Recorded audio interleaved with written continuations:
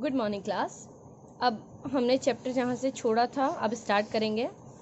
Mark one was the first automatic digital computer used for numeric calculations. It was capable to perform 3 calculations in a second. Mark one जो था first हमारा automatic digital computer था जिसमें हम numeric calculation कर सकते थे और ये कैपेबल था 3 टाइप्स की कैलकुलेशन करने में इन अ सेकेंड. एक सेकेंड के अंदर ये 3 टाइप की कैलकुलेशन इजीली कर सकता था. ठीक है, डिफरेंस इंजन के बारे में हमने पढ़ा था तो ये डिफरेंस इंजन कुछ इस टाइप से दिखता था आपका. इसके बाद मार्क वन जो है आपका कंप्यूटर ये कुछ इस टाइप से दिखता है. देखो कितना बड़ा साइज है इसका. और मार्क वन जो कंप्यूटर था वो हॉवर्ड आइंकेन ने बनाया था. इन्होंने मार्क वन कब इन्वेंटेड किया था? 1944 में. ठीक है. अब एनिक का शॉर्ट फॉर्म है तो इसका फुल फॉर्म क्या है? Electronic numerical integrator and computer. ENIAC was designed by John Moseley and J. Presper Eschert. It was the world's first general-purpose electronic digital computer capable of solving computing problems. ENIAC जो था John मॉसली और जेस प्रेस्पेरस escort ने बनाया था. ये world का सबसे first general purpose electronic digital computer था. इट मीन्स ये कंप्यूटर की जितनी भी प्रॉब्लम्स हैं या जो भी हमें कंप्यूट करने में या कैलकुलेट करने की जो भी प्रॉब्लम्स थी हम उसे इजीली कर सकते थे इसमें, है ना. देखो एनी कुछ इस टाइप से बहुत बड़ा, ये मार्क वन जैसा ही कुछ बहुत ज़्यादा बड़ा कंप्यूटर था. इसमें एनिक जो था इसमें 18,000 वैक्यूम ट्यूब्स और वेट इसका 27,000 kg मतलब कि 27,000 ऑफ किलोग्राम. बहुत ज़्यादा हैवी था और इसमें बहुत ज़्यादा वैक्यूम ट्यूब्स भी लगाए गए थे.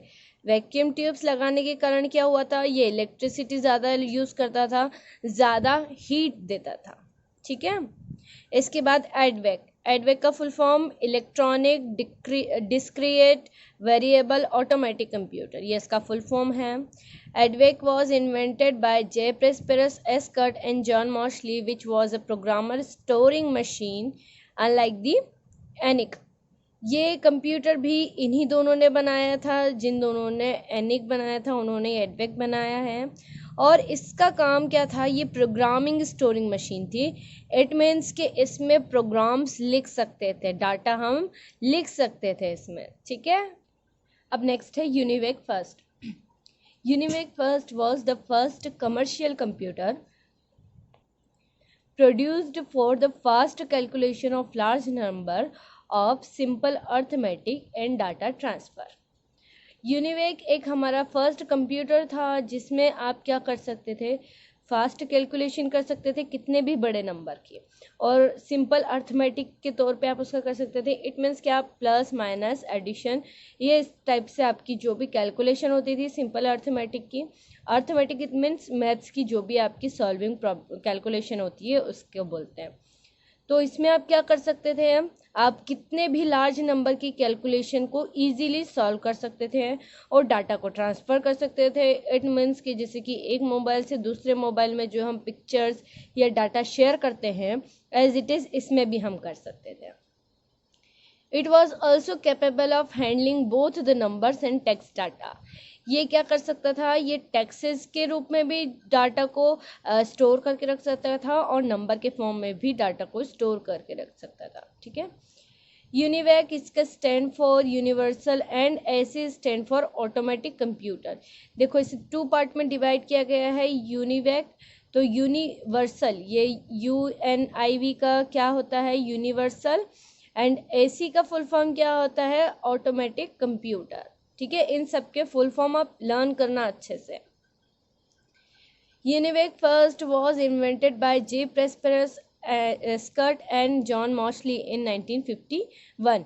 यूनिवेक हो गया, एडवेक हो गया, एनीवेक हो गया, ये जितने भी ये तीनों कंप्यूटर थे ये दोनों ने मिलके बनाए थे. ठीक है. अब यहाँ तक तो जो थे हमारे पुराने कंप्यूटर्स को हमने पढ़ लिया. अब हम आगे पढ़ेंगे मॉडर्न कंप्यूटर. इन कंप्यूटर्स की जो जनरेशन थी वो तो चली गई. अब यहाँ से हमारी मॉडर्न कंप्यूटर स्टार्ट होती है. ठीक है. ब्रेन वेव पढ़ लेते हैं. A palmtop is a computer that can literally sit in your palm. Palmtop एक छोटा सा कंप्यूटर होता है जिसे आप अपनी हथेली पे रख सकते हो, जैसे कि ये देखो, ये पाम टॉप ये इतना बड़ा होता है कि आप इसे अपने हाथों में रख के आराम से चला सकते हो। A laptop can be moved around, plugged in or not. आप लैपटॉप, हम सब ने देखा है लैपटॉप को हम कहीं भी ले जा सकते हैं और ये कहीं भी इसको प्लग्ड इन और आउट कर सकते हैं। इट मीन्स हम इसे चार्ज कर सकते हैं, कोई भी डाटा ट्रांसफ़र कर सकते हैं, है ना। And the desktop can not be moved and it has to be plugged in. एक डेस्कटॉप जो हमने हमारे कंप्यूटर लैब में देखा था, तो इस टाइप के हमारे कंप्यूटर थे जिन्हें हमें प्लग इन करना होता था, स्विच ऑन करके फिर हमें इन्हें स्टार्ट करना होता था, और जैसे इलेक्ट्रिसिटी चली जाती थी तो ये भी काम करना बंद कर देते थे। पर ये क्या इलेक्ट्रिसिटी बेस पे चलते हैं? नहीं, ये किस बेस पे चलते हैं? ये बैटरी बेस पे चलते हैं, ठीक है। अब मॉडर्न कंप्यूटर के बारे में, changes have occurred in the computers on the basis of technical development। Technical development it means कि देखो, यहाँ से कंप्यूटर पहले प्लग्ड इन करना पड़ता था, फिर हमने उसको और थोड़ा सा एडवांस टेक्नोलॉजी करी, उसको चेंजेस करा, और फिर क्या करा, विदाउट प्लग इन करके भी हम विदाउट इलेक्ट्रिसिटी के बेस पे भी हम कंप्यूटर चला सकते हैं बैटरी यूजेस पे, है ना। तो ये चेंजेस जो होते हैं, डेवलपमेंट होते हैं, ये हमारी जनरेशन को भी शो करते हैं। Changes made them faster, smaller, cheaper, efficient and reliable. Changes क्या काम करते हैं? हम किसी चीज़ में क्यों चेंजेस करते हैं? कुछ सुधार करने के लिए, कुछ अच्छा करने के लिए। तो इन कंप्यूटर में जितने भी चेंजेस हुए हैं वो उन कंप्यूटर को फास्टर, स्मॉलर मतलब छोटा बनाने के लिए, चीपर मतलब सस्ता बनाने के लिए, efficient and reliable it means कि हर किसी के बस में हो लेना। जैसे कि आप सोचो कि लैपटॉप जो है उसकी प्राइस हमारी पड़ती है 20,000 से लेके 50,000 तक, तो इतनी रेंज में हर कोई जिसके पास इतना अफोर्ड कर सकता है वो उन लोग खरीदते हैं, ठीक है। तो ये चीज़ें आपके लिए रिलायबल हैं, इट मीन्स आप इन्हें आराम से खरीद सकते हो। Modern computer were developed in 1982। Modern computer कब से डेवलप होना स्टार्ट हुए? 1982 से। These are now called personal computers. अब इन्हें क्या बोला जाता है? पर्सनल कंप्यूटर्स या पीसीज बोला जाता है, ठीक है। Some modern computers are desktop, laptop and palmtop. ये तीनों की यहाँ पर पिक्चर दे रखी है। अब टाइप्स ऑफ कंप्यूटर देखो, varieties of computers can be classified on the basis of its speed, size and storage capacity। अब हमारे जो पीसी हैं या फिर मॉडर्न कंप्यूटर जो हैं, इनकी वैरायटी को हम कैसे डिफाइन करेंगे या क्लासिफाइड करेंगे? तो स्पीड के बिहाफ पे, साइज के बिहाफ पे और स्टोरेज कैपेसिटी के बिहाफ पे। देखो, we can categorize computer as under microcomputers, mini computers, mainframe computers and super computers. ये 4 टाइप के कंप्यूटर्स होते हैं हमारे मेनली, ब्रॉडली अगर बोला जाए। माइक्रो कंप्यूटर्स, देखो ये माइक्रो कंप्यूटर्स कुछ इस टाइप से होते हैं। Micro computers are also called personal computers. They are small in size but powerful computer. ये मतलब इनका साइज जो होता है, यहाँ से स्क्रीन इसकी छोटी है बट ये बहुत पावरफुल होते हैं। They are used in schools, homes, shops, offices and railways and many other places। ये कंप्यूटर आपने देखा होगा, डेस्कटॉप लगी होती है और यहाँ पर कीबोर्ड होता है और माउस होता है साथ में, है ना। तो ये बहुत पावरफुल कंप्यूटर होते हैं और क्या होता है, इन्हें कहीं भी आप इजीली स्कूल में या घर पे या शॉप पे कहीं पर भी आप इसे देख सकते हो, ठीक है।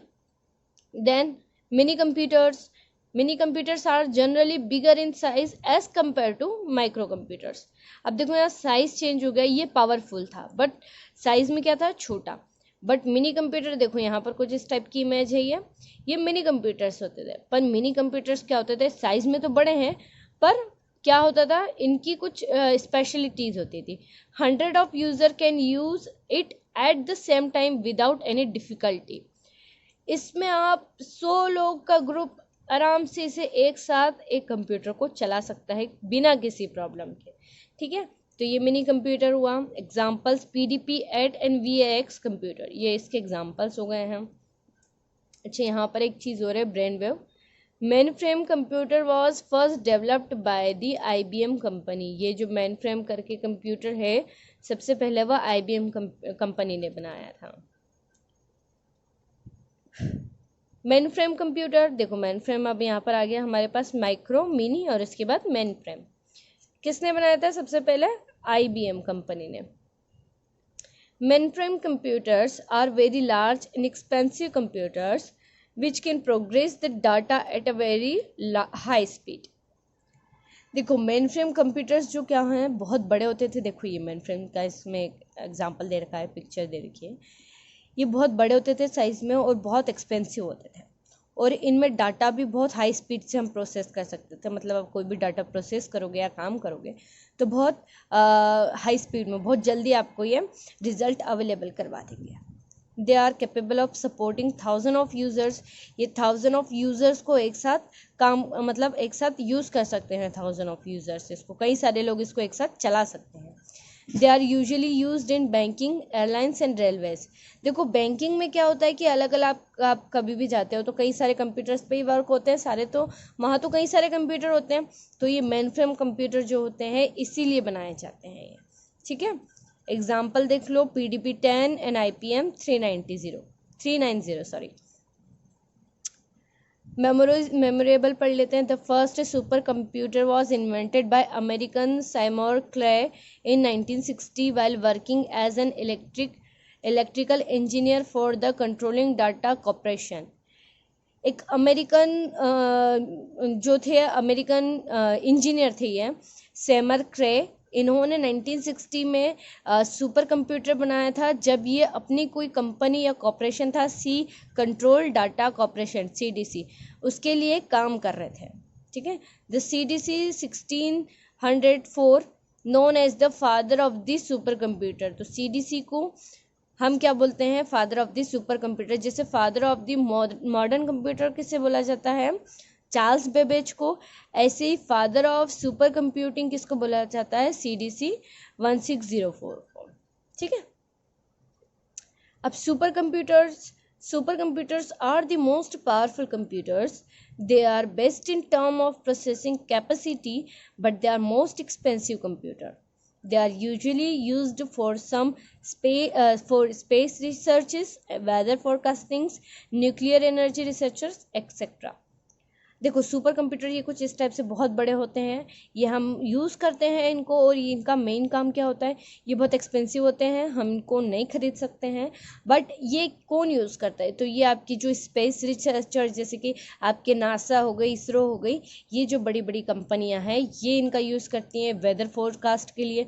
इट मीन्स कि मौसम क्या होगा अगले 2 दिन बाद, उसके बारे में इंफॉर्मेशन कलेक्ट करने के लिए भी इन सुपर कंप्यूटर का यूज़ किया जाता है।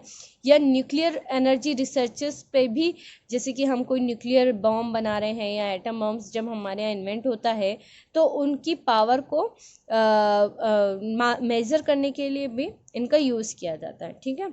सुपर कंप्यूटर्स के नाम जो हमारे इंडिया में डेवलप हुए हैं उनका नाम है परम और एक अनुराग, ठीक है। ये 2 जो हमारे सुपर कंप्यूटर्स हैं हमारे इंडिया में बनाए हुए हैं।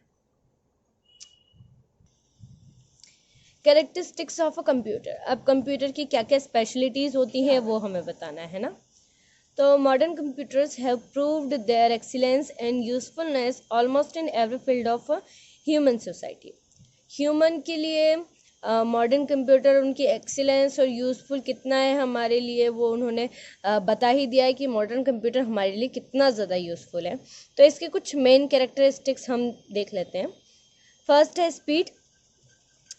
देखो ये जो कैरेक्टरिस्टिक्स हैं हम पहले भी पढ़ चुके हैं, इसलिए मैंने शॉर्टली बता देती हूँ कि कंप्यूटर स्पीड जो है कंप्यूटर की बहुत फास्ट होती है। कुछ ही सेकंड्स में आपके जो कॉम्प्लेक्स न्यूमेरिकल प्रॉब्लम्स होती है वो सॉल्व कर देता है। इसके बाद बहुत ज़्यादा स्पीड होती है इसकी, नैनो या पिको सेकेंड्स होती है। नैनो या पिको मतलब सेकंड, जो एक सेकंड होता है उसका 100वां हिस्सा, मतलब आप सोच भी नहीं सकते उतनी फास्ट स्पीड से कैलकुलेशन सॉल्व करके दे देता है। Accuracy, computer reliable and accurate होता है, मतलब उसमें कोई भी मिस्टेक नहीं होती है। अगर आप उसको प्रॉपर कुछ वर्क दे रहे हो, कुछ कैलकुलेशन सॉल्व करने को दे रहे हो, तो विदाउट किसी एरर वो आपको बता देगा, प्रोसेस करके बता देगा result with in a second. और ये कोई भी मिस्टेक नहीं करता है जैसे हम करते हैं, ठीक है। डिलीजेंस, और कंप्यूटर फ्री फ्रॉम टायर्डनेस, इसमें कभी भी टायर्डनेस नहीं होती है, कभी भी वो थकता नहीं है, और इसमें कितने भी घंटों काम कर सकते हैं ना। और बहुत टाइम तक काम करने पर भी ऐसा नहीं कि आप भला 8 या 10 घंटे लगातार कंप्यूटर चला रहे हो, उसके बाद कंप्यूटर थक गया है वो आपको गलत आंसर देगा, ऐसा कभी नहीं होगा। ठीक है।